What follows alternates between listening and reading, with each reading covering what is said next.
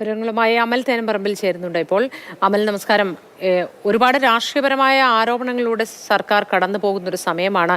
വല്ലാതെ പ്രതിരോധം തീർത്താലും പിടിച്ചു നിൽക്കാൻ പറ്റാത്ത അവസ്ഥ. പ്രതിപക്ഷം ഇപ്പോഴത്തെ എം.ആർ. അജിത് കുമാറിനെതിരായി പി.വി. അൻവർ ഉന്നയിച്ച കാര്യങ്ങളിൽ CBI അന്വേഷണമടക്കം ആവശ്യപ്പെടുന്നു. ഇനി അങ്ങോട്ട് പ്രതിഷേധം കടുപ്പിക്കാനാണോ പ്രതിപക്ഷത്തിന്റെ പദ്ധതി? സ്വാഭാവികമായും മുഖ്യമന്ത്രിയുടെ ആ ഒരു പ്രഖ്യാപനത്തെ, അന്വേഷണ പ്രഖ്യാപനത്തെ തള്ളുകയാണ് പ്രതിപക്ഷം. അതിശക്തമായ സമരപരിപാടികളുമായി മുന്നോട്ട് പോകും എന്നുള്ളതാണ് പ്രതിപക്ഷ നേതാവും UDF കൺവീനറും എല്ലാം പ്രഖ്യാപിക്കുന്നത്. ഇന്ന് വൈകിട്ട് മുതൽ സമരപരമ്പരകളാണ്. യൂത്ത് കോൺഗ്രസിന്റെ സമരം ഇന്ന് വൈകിട്ട് ADGPയുടെ വീട്ടിലേക്ക് എം.ആർ. അജിത് കുമാറിന്റെ ഓഫീസിലേക്ക് മാർച്ച് പ്രഖ്യാപിച്ചിട്ടുണ്ട്. അതോടൊപ്പം തന്നെ കോൺഗ്രസ് ഇന്ന് വൈകുന്നേരം ജില്ലാ തലങ്ങളിൽ പ്രതിഷേധ മാർച്ചുകൾക്ക് ആഹ്വാനം നൽകിയിരിക്കുന്നു. DGPയുടെ ഓഫീസ് മാർച്ചും യൂത്ത് കോൺഗ്രസ് പ്രഖ്യാപിച്ചിട്ടുണ്ട്.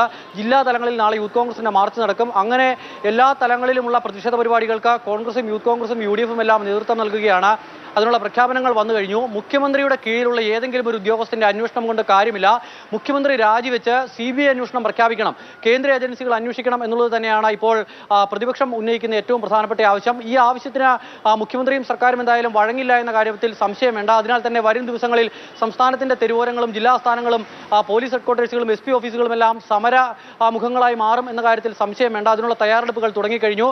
ഇനിയിപ്പോൾ അജിത് കുമാറിനെ മാറ്റുകയാണ് എങ്കിൽ തന്നെ അജിത് കുമാർ മാറുക എന്നുള്ളതോ അല്ലെങ്കിൽ സുജിത്ത് മാറുക എന്നുള്ളതോ മാത്രമല്ല പ്രതിപക്ഷത്തിന്റെ ആരോപണം. ഇവർക്കൊക്കെ നേതൃത്വം നൽകുന്ന മുഖ്യമന്ത്രിയുടെ ഓഫീസിലെ P. ശശി മാറുക എന്നുള്ളതല്ല അവരുടെ ആവശ്യം. മുഖ്യമന്ത്രി തന്നെ രാജിവെച്ച് ആഭ്യന്തര വകുപ്പിന്റെ ചുമതല ഒഴിയണം എന്നുള്ളതാണ് പ്രതിപക്ഷം ആവശ്യപ്പെടുന്നത്. ആ ആവശ്യം എന്തായാലും മുഖ്യമന്ത്രി അംഗീകരിക്കില്ല. സ്വാഭാവികമായും പ്രതിഷേധത്തിലൂടെ തന്നെ കാര്യങ്ങൾ മുന്നോട്ട് പോകുമെന്ന കാര്യത്തിൽ നിലവിൽ സംശയം വേണ്ട. ഇനിയിപ്പോൾ ഇവർക്കൊക്കെ പകരക്കാരാര് എന്നുള്ള ചോദ്യം കൂടിയാണ് ഉയരുന്നത്. നേരത്തെ മോത്തി ചോദിച്ചതുപോലെ അജിത് കുമാർ മാറുകയാണെങ്കിൽ പകരമാര്, അല്ലെങ്കിൽ സുജിത്ത് മാറുകയാണെങ്കിൽ പകരമാര് എന്നുള്ള ചോദ്യമാണ് ഉയർന്നു വരുന്നത്. ക്രമസമാധാന ചുമതലയുള്ള DGPയുടെ സ്ഥാനത്തേക്ക് ADGPയുടെ സ്ഥാനത്തേക്ക് പകരം ഏതെങ്കിലും ഒരു ADGPയെ പരിഗണിക്കുകയാണ് എങ്കിൽ നിലവിൽ ഇന്റലിജൻസിന്റെയും സ്പെഷ്യൽ ബ്രാഞ്ചിന്റെയും എല്ലാം ചുമതലയുള്ള മനോജ് എബ്രഹാം ഉണ്ട്. അതോടൊപ്പം തന്നെ ഏറ്റവും മുതിർന്ന ADGPയാണ് അദ്ദേഹം. അതോടൊപ്പം തന്നെ പിന്നീട് തൊട്ടു താഴെയുള്ളത് H. വെങ്കടേഷാണ്. H. വെങ്കടേഷിന് ക്രൈംബ്രാഞ്ചിന്റെ അടക്കം ചുമതലയുണ്ട്. അതോടൊപ്പം പോലീസ് ഹെഡ്ക്വാർട്ടേഴ്സിന്റെ ചുമതലയുള്ള ADGP S. ശ്രീജിത്ത് ഉണ്ട്. പിന്നെയുള്ള ഒരേ ഒരാൾ P. വിജയനാണ്. P. വിജയന് നിലവിൽ പോലീസ് അക്കാദമിയുടെ ചാർജാണുള്ളത്. ഈ കൂട്ടത്തിൽ ആരെങ്കിലും വരുമോ, അതിന് മറ്റാർക്കെങ്കിലും പ്രൊമോഷൻ നൽകി പ്രത്യേക ചുമതല നൽകുമോ തുടങ്ങിയ കാര്യങ്ങളിലൊന്നും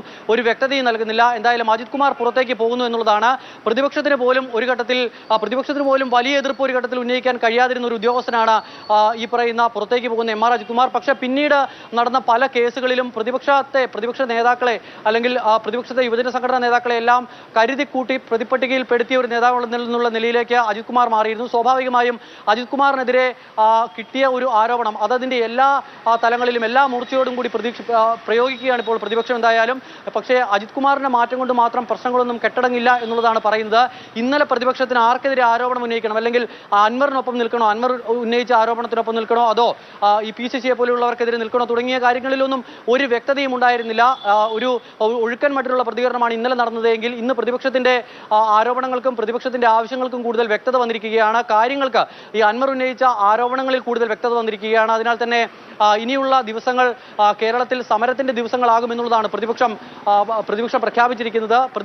പ്രതിപക്ഷം എന്തുകൊണ്ട് മിണ്ടുന്നില്ല എന്നുള്ളതായിരുന്നു ഈ പറയുന്ന പോലീസ് സേനയിലെ എം.ആർ. അജിത് കുമാറിനെതിരെ രംഗത്തെത്തുന്ന ഒരു വിഭാഗത്തിന്റെ അടക്കം പറച്ചിൽ. അതോടൊപ്പം തന്നെ ഭരണപക്ഷത്തെ ഈ അൻവറിനെതിരെ അല്ലെങ്കിൽ ഈ പോലീസ് സേനയിൽ ഉള്ള പുഴുക്കുത്തുകൾക്കെതിരെ നിലപാടെടുക്കുന്ന ഈ ഇടതുപക്ഷത്തുള്ള ആളുകൾ പോലുമുണ്ട്. അവരെല്ലാം പറയുന്നത് തങ്ങളെടുക്കുന്ന നിലപാടിന്റെ കരുത്ത് പോലും പ്രതിപക്ഷത്തിന് ഇല്ലല്ലോ എന്നുള്ളതായിരുന്നു. പക്ഷേ ഇനി മുതൽ അങ്ങോട്ട് അങ്ങനെ ആകില്ല എന്നുള്ളതാണ് പ്രതിപക്ഷം പ്രഖ്യാപിക്കുന്നത്. മോത്തി.